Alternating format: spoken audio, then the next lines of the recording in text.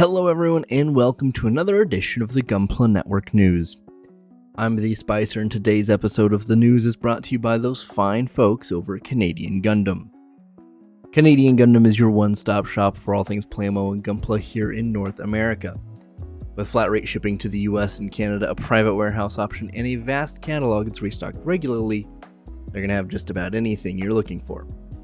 So when you're checking that vast catalog and placing your next order, don't forget to use the promo code Gunpla Network to save yourself 10% off.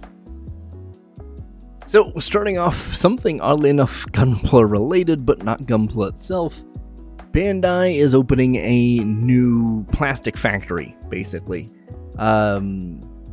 This is slated to be completed in January of 2025, but probably won't be up and running until closer to like the summer.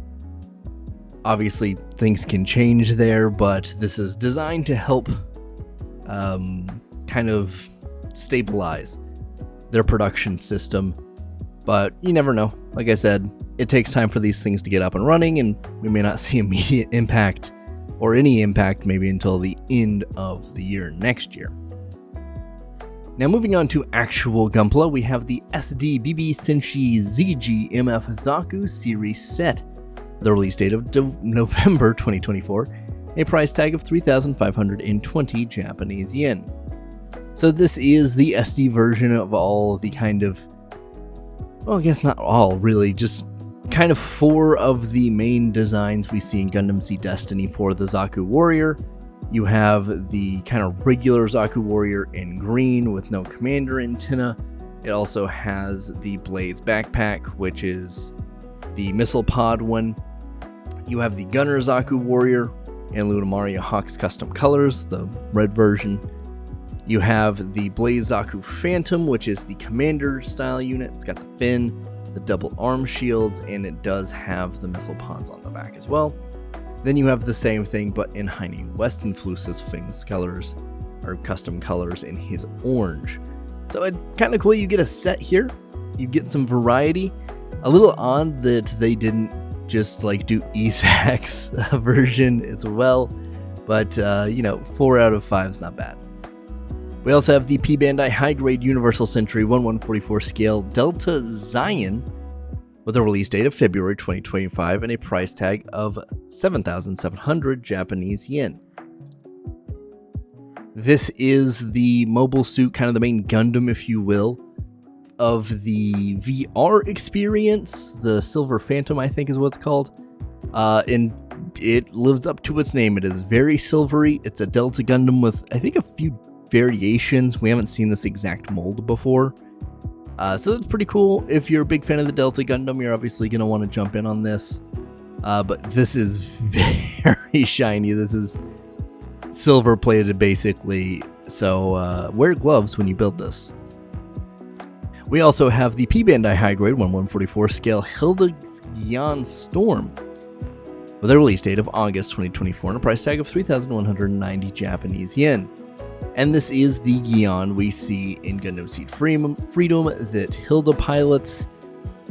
I don't know that we've gotten another color. That maybe the base Gyan Storm is slightly different.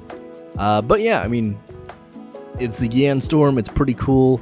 There are a lot of neat accessories with it. The shield, the axe, which is very reminiscent of the Slash Zaku Warrior pack. And you get a unique beam saber hilt as well, which is pretty cool. Plus the heat rod. So very neat, very cool in the show or in the movie. And it's cool we're seeing it here. We also have the PBandai Real Grade 1144 scale Shiranui pack for the Real Grade Akatsuki, with a release date of December 2024 and a price tag of 4,400 Japanese yen. So this is just the space pack that's got all the funnels and stuff on it. This doesn't look like they're gonna make a pack. Maybe they'll do this separately.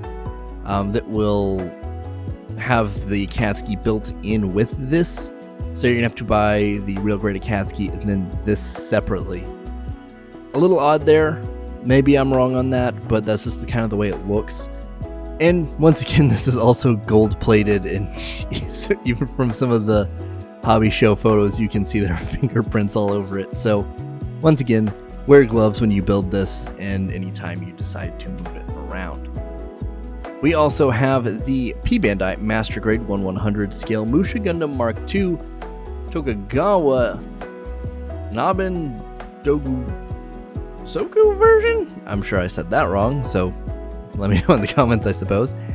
With a release date of March 2025 and a price tag of 7,700 Japanese yen. And this is a Mark II Musha Gundam based off of that guy's name I messed up's armor. So pretty cool to see that. Honestly, if we just got a whole line of Musha Gundams, be it the base version or Mark II or so on, in just different historical armor sets, that'd be awesome. Like, just expand that to, like, everything. I think that's a cool gimmick, and you could keep it PBandai, and I think that would be a very reasonable thing for model kit to be PBandai. We also have the high-grade Universal Century 1/144 scale MSN06S Sinanju Ver GSF. The release date of November 2024 and a price tag of 3,300 Japanese yen. This is a Gundam-based Fukuoka exclusive, and it's basically just looks like the regular Sinanju, the regular high grade, except it's blue. Can't hate it.